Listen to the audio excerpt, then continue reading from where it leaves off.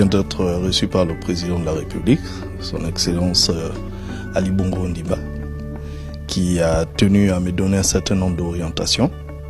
Il m'a demandé formellement de revenir sur les fondamentaux. Il faut redorer la CNSS, satisfaire la population. C'est un nouveau challenge. Donc j'ai reçu des instructions fermes.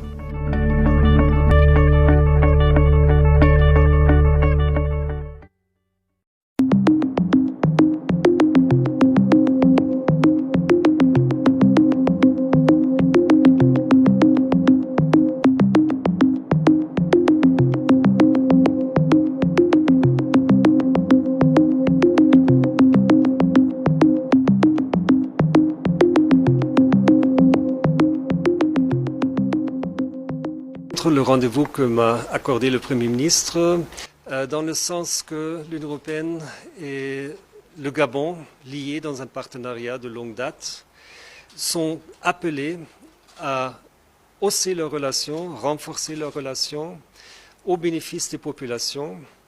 Nous étions d'accord que les défis qui se posent au Gabon, comme dans beaucoup d'autres pays, requièrent une coopération, une collaboration totale.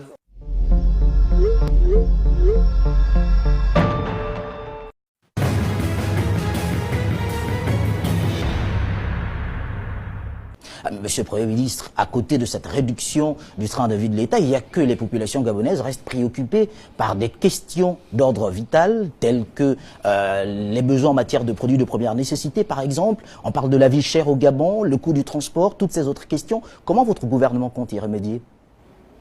Nous avons compris le message des Gabonais. Le président a instruit le gouvernement de se mettre exclusivement au service des Gabonais.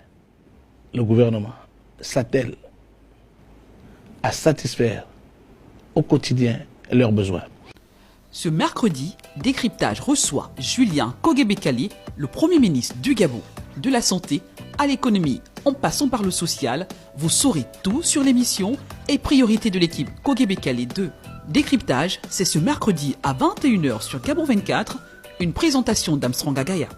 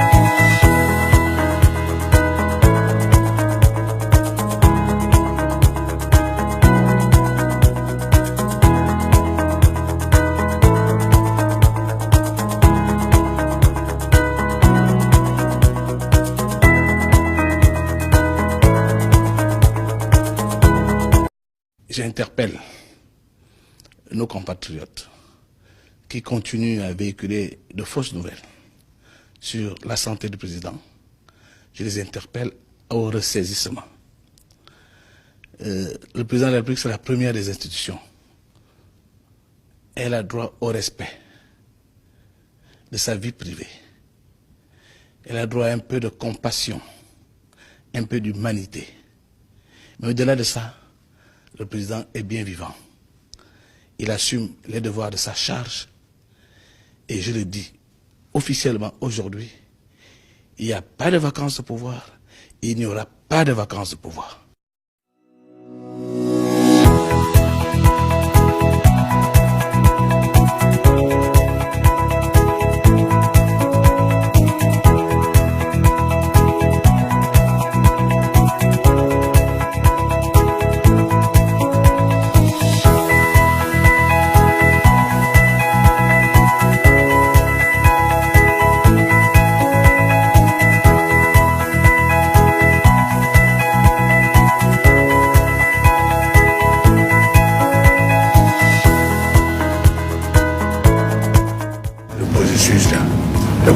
Où est-ce que ça en est? Nous lui avons fait part de nos perspectives, étant entendu que, ayant placé cette session sous le signe de la proximité, nous envisageons de consulter à la fois les autres institutions, les acteurs de la justice, que la population, afin de faire évoluer les lois qui sont en vigueur dans notre pays. Et le président, après nous avoir félicités, nous a donné des orientations afin que la session parlementaire puisse être fructueuse.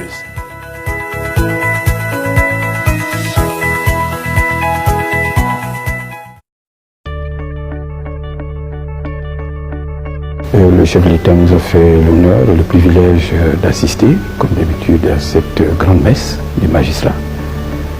Les travaux se sont bien déroulés. Le chef de l'État nous a prodigué quelques conseils pour que la prochaine année judiciaire se passe encore mieux. Voilà ce que je peux vous dire pour l'instant.